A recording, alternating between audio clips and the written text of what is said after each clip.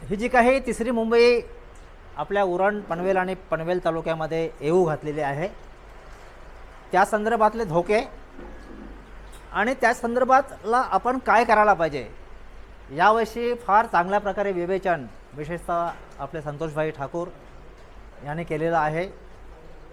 रुपेश पाटलांनी सगळ्याच विषयांना हात घातलेला आहे आणि आपले महेंद्र पाटील आहेत, आमचे प्रकाश थोडेसे विषयाला बाहेर जाऊन पण चांगले बोलले.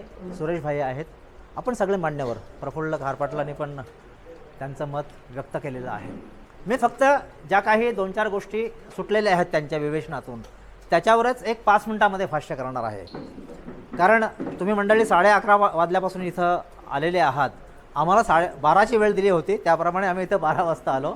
तुम्ही 11:30 वाजता बोलल्यावर 12 वाजता याल या हिशोबात त्याने ती 12ची वेळ दिली होती. तर मंडळी, महत्त्वाची मीटिंग एवढ्यासाठी की आजची बैठक SEZच्या विरोधामध्ये जे आपण आंदोलन छेडलं त्याची पहिली बैठक जी चिरनेरला हायस्कूलमध्ये झाली होती त्या पहिल्या बैठकीचा त्याची तुलना आपण करूया आणि आज आपण असा निश्चय करूया की त्या पहिल्या बैठकीनंतर बरोबर 9 मे 2006 रोजी आपले सगळे सन्माननीय न्यायमूर्ती आपले ॲडव्होकेट दत्ता पाटील साहेब यांच्या मार्गदर्शनाखाली जी बैठक झाली, जो आंदोलनाची जी हाक दिली गेली, तशा प्रकारची हाक देण्यासाठी आज आपण इथे जमलेलो आहोत. अशा प्रकारचा आपण एक निर्धार करूया. कारण हे चिरनेर हे आपलं ऐतिहासिक गाव आहे, क्रांती घडवणारं गाव आहे. त्याच्यामुळे ह्या आंदोलनाची विधिवत घोषणासुद्धा किंवा जो काही मोठा मेळावा असेल तो सुद्धा ह्या चिरनेर गावातच व्हावा, हा एक त्या औचित्याचा भाग असणार आहे. आता आपण मूळ विषयाकडे वळूया. 22.5%च्या योजनेसंदर्भात ती कशी घातक, कशी फसवी, कशी शेतकऱ्यांना मारक आहे हे संतोष ठाकूर यांनी चांगल्या प्रकारे सांगितलेलं आहे. त्यातला मी एकच मुद्दा सांगतो की उद्या तुम्हाला असं कोणी विचारेल की त्या विमानतळ बाधितांसाठी तर 22.5% त्यांना मिळाले लगेच, पण ते त्यांना लगेच का मिळालं माहिती आहे का? तो विमानतळाचा प्रकल्प जो आहे तो एका विशिष्ट तारखेपर्यंत पूर्ण करायचा होता आणि त्याचं उद्घाटन आपल्या देशाच्या पंतप्रधानांच्या हस्ते त्यांना करून घ्यायचं होते. म्हणून सगळे यंत्रणा कामाला लागली आणि संतोषभाई म्हणून ते 1 वर्षाच्या आतमध्ये त्यांना 22.5% मिळाले. नाहीतर त्यांना 25 आणि 30 आणि 40 वर्षानंतरही मिळाले नसते, जसे JNPTच्या प्रकल्पग्रस्तांना आजही मिळालेले नाहीत. 1994 साली GR काढला की JNPTच्या प्रकल्पग्रस्तांनाही 12.5% मिळायला पाहिजेत. आज 94 नंतर 2026 साल उजाडलं, 32 वर्षे होऊन गेलेली आहेत. त्यांना 12.5%चा अजूनपर्यंत कुठल्याही प्रकारचा त्यांना प्लॉट मिळालेला नाही आहे, हे वास्तव आहे. तेव्हा आपण उद्या जर आपल्याला कोणी प्रश्न उपस्थित केला की मग त्यांना 22.5% कसे विमानतळ बाधितांना लवकर मिळाले, तर तो प्रकल्प त्या पद्धतीचा होता. तो प्रकल्प एका विशिष्ट तारखेच्या मुदतीत पूर्ण करायचा होता आणि त्याच्यामुळे सरकार थोडंसं उदार झालं आणि त्यांना लवकर, नाहीतर शेतकऱ्यांनी विरोध केला असता. शेतकरी तुमच्या आमच्यासारख्या आंदोलनासाठी रस्त्यावर उतरले असते आणि मग ते विशोभित दिसलं असतं आणि म्हणून त्यांना तो 22.5%चा लाभ लवकर गेला. परंतु संतोष ठाकूर यांनी सांगितल्याप्रमाणे शेवटी त्या 22.5%पैकी 15.5% त्यांच्या हातामध्ये आले आणि कुठलाही शेतकरी, मी कितीही विद्वान असलो, एखादा अपवाद जर तो असेल आर्किटेक्ट किंवा त्याच्या काही सिडकोमध्ये ओळखी असतील तरी ओळखी असले तरी कामं होत नाहीत. तो प्लॉट फक्त आणि फक्त बिल्डरच डेव्हलप करू शकतो. कारण तुमच्या स्वतःच्या जमिनीवरचं घर तुम्ही तुमच्या पद्धतीने कधीही बांधू शकता, परंतु सरकारी भूखंडावर मिळालेला जो काही प्लॉट असतो त्यासाठी सगळ्या रितसर परमिशन लागतात. 63 परवानग्या, किती 63 परवानग्या आहेत, 63 तुम्हाला मोजून दाखवीन, आमच्या फाईलला आहेत. त्या आम्हाला मिळणं अशक्य असतं, बिल्डरला एका आठवड्यात मिळू शकतात.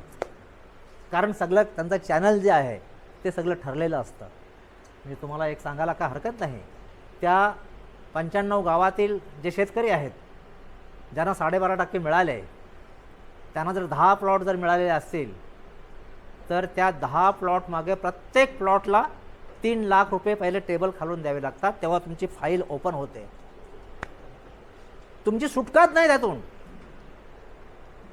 आम्ही तहसील ऑफिसला घेतो अनुभव, मृत्यू दाखला जरी हवा असेल, मृत्यू दाखला तरीही काय करावं लागतं. त्याच्यामुळे ही सरकारी यंत्रणा आहे. आणि एकदा का तुमची मान त्यांच्या हातात गेली की ती कशी पिरगळायची हे त्यांच्या हातामध्ये. आणि हे वास्तव आहे. मी अत्यंत जबाबदारीच्या पदावरून निवृत्त झालेलो आहे आणि प्रामाणिकपणे काम करून निवृत्त झालेलं आहे तुम्हाला सांगतो. त्याच्यामुळे हे सगळे अभ्यास वगैरे करू लागलेलो आहोत. तर हे 22.5% ही तिसरी मुंबई कधी उभी राहणार ह्याचा काही नेम नाही. ते नैनाबद्दल तुम्ही ऐकलं असेल. 2013ला नैनासाठी अशा प्रकारे 60 आणि 40% प्रमाणात जमिनी लोकांच्याकडून घेतल्या. आता 13 वर्ष उलटून गेलीच, काहीही पत्ता नाही. लोक जमीन देऊन मोकळे झालेले आहेत आणि आता फक्त बघतायत कधी येणार, कधी येणार, कधी येणार. आणि जेव्हा येणार ना तेव्हा तो बिल्डर लॉबी जी आहे ती त्यांचं बरोबर शोषण करणार. आता ह्याला गरज आहे, कारण 13 वर्ष 20 वर्ष थांबलो, आता पैसा पाहिजे. म्हणजे मिळेल ते भावानं प्लॉट त्या बिल्डरला विकायचा आणि त्याच्याशी अग्रीमेंट करायचं 50-50%चं. हे प्रारब्ध त्यांच्याही नशिबी, नैनावाल्यांच्या नशिबी आणि आपल्याही नशिबी येणार आहे. त्याच्यामुळे कृपया कळकळीची विनंती आहे की 22.5% योजनेला कुठल्याही परिस्थितीमध्ये तुम्ही संमती देऊ नका. आणि जर का एकदा संमती दिलीत ती संमती म्हणजे तुमचं हक्क सोडपत्र असतं. जसं आपण जमिनीच्या बाबतीमध्ये एखादा भाऊ किंवा एखादी बहीण हक्क सोडपत्र न्यायालयात देते आणि आपला सगळा अधिकार शेतीवरचा गमावून बसते, तसं तुम्ही 22.5%ला एकदा का तुम्ही संमती दिलीत की तुम्ही तुमच्या सगळ्या हक्कांना तुम्ही न्यायालयात जाऊ शकत नाही. तुमचं घर तुटलं तरी तुम्ही न्यायालयामध्ये किंवा तुम्ही अधिकाऱ्याकडे जाऊ शकत नाही. एवढा तो 22.5% बाधक आपल्यासाठी आहे. हे आपण सर्वांनी लक्षात घ्या. 2013चा कायद्याचंही चांगल्या प्रकारे विवेचन केलेलं आहे. बाजार मूल्याच्या 4 पट. आणि तुम्हाला सांगतो सरकार निष्ठूर असतं आणि असतंच, आहेच सरकार निष्ठूर, परंतु न्यायालय आहे. आपल्याला जे काही SEZच्या आपण आंदोलनं केली, मोठमोठे मोर्चे आपण काढले, आपण करल फाट्यावर संतोष भाई आपण रास्ता रोको केला, फर्स्ट टाईम रास्ता रोको केला आपण जैनपेठीचा. त्याचं महत्त्व आहेच. त्या सगळ्या आंदोलनामुळे इंग्रजी वृत्तपत्र असतील किंवा आपली देशी वृत्तपत्र असतील, देशाच्या सगळ्या वृत्तपत्रामध्ये आपलं SEZचं आंदोलन गाजलेलं आहे. 2013चा आपण जो कायद्याचा आज आपण उल्लेख करतो ना, तो ह्या चिरनेर गावात आणि आपण जे काही आंदोलनं केली त्या आंदोलनाचा परिणाम आहे. देशात तेव्हा सगळीकडे जागृती झाली की हा ब्रिटिशकालीन कायदा आहे, तो बदलला गेला पाहिजे. आंदोलनाचं हे फलित असतं आणि त्या आंदोलनामध्ये भाग घेणाऱ्यांचं आपलं हे भाग्य असतं की देशातला सर्वोच्च कायदा बदलण्याचं किंवा त्या दिशेनं वाटचाल करण्याची एक दिशा देण्याचं काम आपण केलेलं आहे. आपण ह्या 45 गावातील लोकांनी केलेलं आहे. त्याच्यामुळे 2013चा कायदा जो आहे, संतोष भाईने सांगितलं त्यांना घेऊ दे आपल्या जमिनी. तुमचा जो प्रश्न आहे की जोपर्यंत तुम्ही संमती देत नाही, उद्या तुम्हाला 40 लाख भाव दिला गुंठ्याला, तुम्हाला 50 लाख दिला गुंठ्याला, तुम्ही जर उद्या अशी मागणी केली की त्या नव्या मुंबईची दुसरी मुंबई आपण दिला आता म्हणूया आणि तुमच्या तिच्या बाजूला तुम्ही तिसरी मुंबई वसवता, तर दुसऱ्या मुंबईला जो काय भाव आहे त्या भावाच्या चौपट मला द्या, तुम्ही कोर्टामध्ये जाऊ शकता. आणि कोर्ट आता अलीकडचे आपल्या बाजूचे 3 निर्णय आहेत मंडळी. विमानतळ बाधितांनी ज्या बाधितांनी 22.5% स्वीकारले नाही, आम्हाला 22% मान्य नाही आहे, ते हायकोर्टात गेले. आणि परवा एक 6 महिन्यापूर्वी निकाल आला. हायकोर्टनं सांगितलं सरकार 22.5%ची सक्ती करू शकत नाही. तुमचा कायदा आहे ना, पार्लमेंटनं कायदा पास केलेला आहे, तो कायदा तुम्ही त्यांना लागू करा. त्यांची इच्छा असेल 22%ची त्यात तुम्ही ते घेतील, परंतु जर त्यांची इच्छा नसेल तर तुम्ही 22% त्यांच्यावर लादू शकत नाही. 2013चा कायदा त्यांना लागू करा. आज त्या लोकांना करोडो रुपये मिळणार आहेत, करोडो रुपये मिळणार आहेत. कारण तिथले भाव जे आहेत, उलवा नोटची ही केस आहे, उलवा नोटची केस आहे. राहुल ठाकूर ॲडव्होकेट आहेत, त्यांनी लढलेली केस आहे.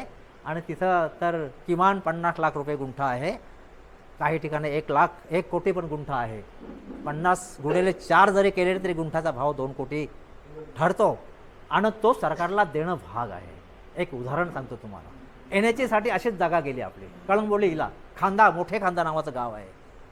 त्यांनी नाही स्वीकारले 22%. काही लोकांनी, ज्यांना थोडंफार समज आहे, कायद्याचं ज्ञान आहे, कायद्यानं गेलो तर काय फायदा होणार आहे याची जरा समज आहे आणि घाई नाही आहे जमीन विकण्याची, त्यांनी सांगितलं 22.5% आम्हाला नको आहे. 2013चा कायदा काय असेल तो लागू करा. ते म्हणे 2013चा कायद्यानं आमच्यावर खूप मोठं ओझं पडेल. ओझं पडेल तर ओझं पडेल का सरकारला ओझं पडणार आहे? काय तुझ्या अधिकाऱ्यावर का ओझं पडणार आहे का? मान्यता त्याने दिली नाही. ते हायकोर्टात गेले. हायकोर्टानं सांगितले की 2013चा कायदा लागू करा. आणि तिथले भाव फार गगनाला भिडलेले आहेत. शेवटी सिडकोचे अधिकारी आणि सरकार जे आहे ते त्या शेतकऱ्यांच्या पाया पडायला लागले की तेवढी मागणी करू नका, आपण काहीतरी कॉम्प्रोमाइज करूया. आणि मग शेतकरी आणि कलेक्टर जो आहे आपल्या रायगडचा त्याच्यामध्ये काही थोडीशी तडजोड झाली. नका एवढी मागू, पण तुम्हाला आम्ही भरघोस देतो. काय भाव दिला असेल त्या लोकांना? 58 लाख रुपये गुंठा. इथं खांदा गाव आहे, मोठे खांदा गाव. 58 लाख रुपये. आपल्याकडे ऑर्डर आहे कलेक्टरची. तुम्हाला कोणाला पाहिजे असेल तर या फाईलमध्ये ऑर्डर आहे, कलेक्टरनं पास केलेली आहे. 58 लाख रुपयाने तुम्हाला आम्ही जमीन, तुम्ही हे या भावानं तुम्ही पैसे घ्या आणि तुम्ही आम्हाला जमीन द्या. जमीन तर ही घेतलेलीच होती. तुम्ही जोपर्यंत संमती देत नाही, एक वेळ प्रकल्प राबविली तुमच्या जागेवर, परंतु जोपर्यंत तुम्ही संमती देत नाहीच तोपर्यंत न्यायालय आपल्यासाठी आहे. आणि केवळ न्यायालय ही आपली शेवटची आशा आहे. आणि न्यायालय शेतकऱ्यांच्या बाबतीत मात्र, कारण हा अन्नदाता आहे शेतकरी. तुम्ही आम्ही म्हटलेले किंवा आपले सगळे आपला समाज जो आहे जो अन्नदाता आहे, ती भूमिका तिथे ठेवली जाते. तिथं कुठल्या प्रकारचं प्रलोभन नसतो अधिकाऱ्यांसारखं. दुसरं उदाहरण, इथं लॉजिस्टिक पार्क होते. इथं बेलोंडी खार जे आहे, म्हणजे तुमचे दादरपाडा वगैरे वगैरे, काही लोकांनी 22.5% तिथेही स्वीकारले. परंतु काही लोक गेले न्यायालयामध्ये, आम्हाला 22.5% नको आहेत, आम्हाला 2013चा कायदा हवा आहे. तिथले शेतकरी मला घेऊन त्या वकिलांच्याकडे गेले. साहेब जरा तुम्ही आलात, थोडंसं तुमच्या पद्धतीने त्यांना जरा सगळी पार्श्वभूमी समजावून सांगाल. आम्ही त्या वकिला नरिमन पॉईंटला त्यांचं ऑफिस आहे, मोठं वकिलाचं ते फर्म आहे, त्यांच्याकडे गेलो. त्यांना मी संपूर्ण इतिहास सांगितला. 2 तास चर्चा झाली आमची. म्हणजे हे माझं मोठेपण तुम्हाला सांगत नाही, पण ते एवढं मात्र म्हणाले की आता आम्हाला सगळी स्पष्टता आली शेतकऱ्यांची कशी लुबाडणूक होते. दुसऱ्या की तिसऱ्या महिन्यामध्ये त्यांनी केस लढवली आणि त्या लॉजिस्टिक पार्कच्या लोकांना निर्णय आला की 2013चा कायदाच यांना लागू करा. आज त्यांचंही तिथेही खूप मोठे भाव झालेले आहेत. अगदी आपली जवळची उदाहरण म्हणजे आपण सगळे वृत्तपत्र वाचत असाल, तुमच्या कळमुसरे गावचा हा जो रस्ता जो अडलेला आहे, तिथल्या काही शेतकऱ्यांनी नाही पैसे घेतले. आम्हाला कायदा आहे ना, हे का आम्ही आमच्या खिशातलं काय काढलं किंवा आमच्या मनातलं मागतो अशातला भाग नाही. जो कायदा आहे केंद्र सरकारचा, जो सगळ्या देशातील शेतकऱ्यांनी स्वीकारलेला आहे, कारण तो चांगला कायदा आहे, शेतकऱ्यांचं भलं करणारा कायदा आहे, त्याप्रमाणे जो लागेल तो आम्हाला द्या. त्या केसमध्ये सुद्धा हायकोर्टनं निर्णय परवा दिला मागच्या महिन्यामध्ये की नाही, तुमचा काय PWD असेल, काय तुमचं 22.5% काय असेल ते तुम्ही त्यांच्यावर जबरदस्ती करू शकत नाही. त्यांना हवा असेल तर ते मागू शकतील, परंतु तुम्ही त्यांना जबरदस्ती करू शकत नाही. ते 2013चा कायदा मागत असतील तर तो त्यांना मिळालाच पाहिजे. अशा प्रकारे हे आपल्याकडे जवळची आपली उदाहरणं आहेत. त्याच्यामुळे कुठल्याही प्रकारचे कृपये घाई करू नका. का काही आपण करायचे? आमचे पणजोबा असतील, त्यांचेही कोणी असतील पूर्वज, आमचे आजोबा असतील, आमचे बाबा असतील, तुमचे आई वडील असतील, सर्वांचेच ज्या जमिनी ज्या राखलेल्या आहेत ते तुमचं काहीतरी भलं व्हावं, केवळ एवढ्या उदात्त भावनेनं त्याने ती जमिनीवर राखलेल्या आहेत. त्याने जर जमिनी अशाच जर काय लग्न करायचं आहे मोठं किंवा हे करायचं आहे, जरा दिखावा करायचा म्हणून विकल्या असत्या तर आज तो तुकडा तुमच्याकडे असता का? हा प्रत्येकाने आपण विचार करायला पाहिजे. थोडासा प्रबोधनाचा सुद्धा एक विषय असावा लागतो. प्रफुल्लभाई ते करायलाही लागेल. तर 10 मिनटं मी बोललो. माझं अनेक ठिकाणी आपल्या सभा होणार आहेत, अनेक ठिकाणी आपल्याला भाषण करण्याची संधी मिळणार आहे. त्याच्यामुळे एवढं मी माझं विवेचन इथं संपवतो. आणि शेवटी प्रबोधनाचा भाग म्हणजे आल्यापासून मी ते वाक्य बघतोय की बघा, ह्या वर्षी नाही, पुढल्या वर्षी नाही, पण काही वर्षांनी आपल्याकडे पैसे येणार आहेत. तेव्हा ते वाक्य नेहमी लक्षात ठेवा. धन असो की मान, धन असो की मान, चुकीच्या ठिकाणी गुंतवलं की तोटाच होतो. तो तिथं तोटा जो आहे ना, तो तोटाच होतोच्या चप आधी यायला पाहिजे. त्याच्यामुळे जर कधी काय आपल्याकडे 4 पैसे आले तर ते चांगल्या कामासाठी, कारण ती आपल्या पूर्वजांची कमाई आहे, ती तुमची आमची कमाई नाही आहे. मग ती चांगल्या कामासाठी वापरा, ती अधिक वृद्धिगत होईल. पण जर ती चुकीच्या मार्गाने जर आपण वापरली ते काय होतं हे आपण सगळ्या सर्वांना ज्ञात आहे. आपण आमचं म्हणणं ऐकून घेतलं, तुमचे आभार मानतो. धन्यवाद.